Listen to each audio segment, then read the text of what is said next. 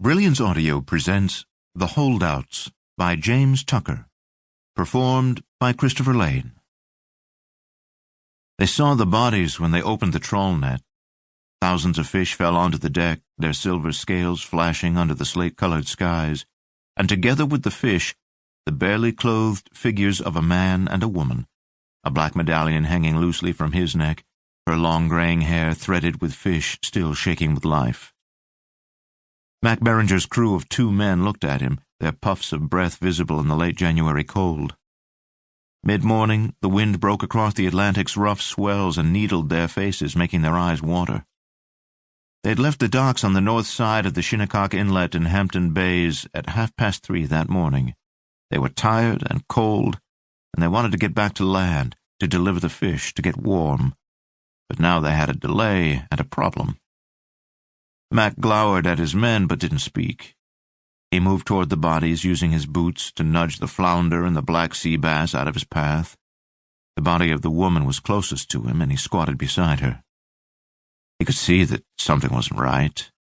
It wasn't that she was Asian and maybe 60 years old, similar to the man lying a few feet from her, and it wasn't her plain silver wedding band or her engagement ring with a diamond of more than a carat. He leaned over nearer her face and hair. She stared, eyeless, out at him. Fish had eaten off her eyelids and the soft jelly of her eyeballs, and most of her lips were also missing. Leaning closer, he noticed the tip of her tongue was gone, chewed roughly and relentlessly by sea life.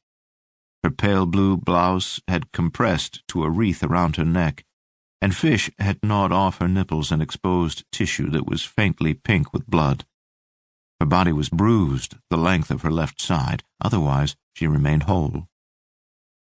Mac Berringer pulled his blue knit cap more tightly over his ears. This doesn't add up, he thought. They were 32 miles from shore. The fish lived here and moved farther out every year due to the warming ocean. He knew that if these bodies had fallen into the Atlantic near land, by the time the currents had carried them dozens of miles from shore, they'd have been nearly devoured by sea life. After 29 years working these waters, he knew that freshly dead human corpses were a delicacy, rare and, for many fish, delicious. Even if the sea life had ignored the bodies, an impossibility, it would have taken days for the currents to take them to the area he'd been mid-water trawling. As he stood, he estimated that they'd been in the ocean no more than 4 hours. Turning to his crew, he said, "Either you see or hear another boat?" The men shook their heads. Clearing a path through the fish with his boots, he went around the body of the woman to that of the man, put his hands on his thighs, and bent over for a better view. This one was balding and also missing eyelids, eyeballs, lips. Bruises on the feet and legs. The dead man's gray shirt was torn open, revealing a nearly hairless chest and a necklace with the black medallion. The fisherman studied the necklace. The string was black leather, thick with water. From it dangled a round black stone containing a symbol and image he didn't recognize. He patted the man's pants pockets, rolling him sideways to check the side pockets, but he found nothing. No wallet, keys, money, or identification. No jewelry other than the leather string with the medallion. Once again he looked up at his crew. One of them, the older man, who was about 30, slowly shook his head. "Give them back to the sea, Mac. This is nothing but trouble." The younger deckhand nodded and added, "But take the lady's ring." He considered this idea. It had merit. He could wash his hands of the matter. These 2 people were already dead, and bringing them ashore wouldn't solve anything. But then he realized they might have families. Children, brothers and sisters, parents. The relatives would want to know, wouldn't they? And one of the crew might talk, and then he'd be caught up in it anyway and blamed for not doing the right thing. He reached down and pulled the necklace and its pendant off the dead man.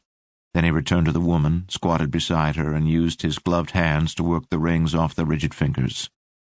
He took off his gloves and put the pendant and rings in the inside pocket of his Carhartt work pants.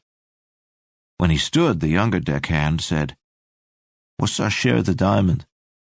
Mac Berringer laughed. "It's going to the police." "Oh, come on." He didn't respond, just said, Wrap them in a tarp, I'll take us in. A moment later, he stood in the wheelhouse with the barely functional heater and thought about the police. He'd heard that another fisherman had found a body the year before, far from shore, but not this far.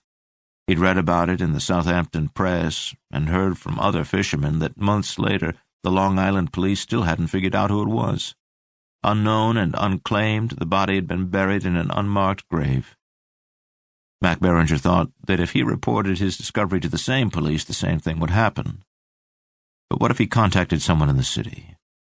He didn't know anyone there, hadn't been to Manhattan in 9 years and would never go back. As he surveyed the eastern rim of the overcast sky with no hint of land at its end, the wisp of a name ignited in his memory.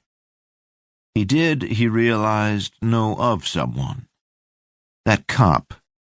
The police detective who'd handled the death clock murders and then another big case a few weeks ago, the one involving the rich German family. He'd seen the guy on CNN, and in the Gazette's articles. What was his name? Buddy something? Buddy Luke? No, Buddy Locke. Detective Locke, that was it. He thought Locke had seemed like a straight shooter. Maybe he should give Detective Locke a call. Wouldn't hurt. Better than involving the Long Island police, who'd give the NYPD a call anyway. Pulling out his mobile phone, he confirmed what he already knew. No reception. He put the phone in his pocket, grabbed the steering wheel and throttle, and swung the boat around in the direction of Shinnecock Inlet.